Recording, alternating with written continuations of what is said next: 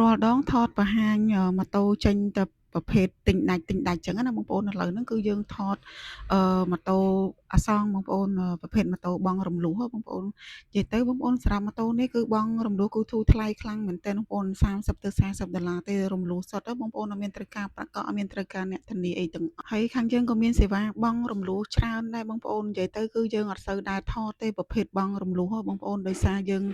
រក្សា privacy ជូនភ្ញៀវដែរចឹងណាបងប្អូនដោយសារភ្ញៀវខ្លះគាត់អត់ចង់ឲ្យយើងថតទេអញ្ចឹងទូទៅគឺយើងអត់បានថតទេបងប្អូនសម្រាប់ម៉ូតូបង់រំលោះបងប្អូនតែថ្ងៃហ្នឹងសូមបង្ហាញបងប្អូនតិចហើយដោយសារខ្លាចបងប្អូនថាអត់មានសេវាកម្មបង់រំលោះដែរចឹងណាហើយនេះប្រភេទ Suzuki Next ថ្មីកេស026បងប្អូនបង់រំលោះហ្នឹងគឺធូរថ្លៃខ្លាំងមែនទែនបងប្អូនរំលោះសុទ្ធ$50ឡើងទៅទេក្នុងមួយខែអត់មានត្រូវការប្រាក់កក់អត់មានត្រូវការអ្នកធានាអីទាំងអស់បង់រំលោះឯកសារងាយៗទេបងប្អូនសម្រាប់ប្រភេទម៉ូតូនេះបង់រំលោះបាន25ខេត្តក្រុងទាំងអស់បងប្អូនចង់បានអាចឆាត់ចូល page ឬក៏តាម Telegram របស់ហាងបានបងប្អូន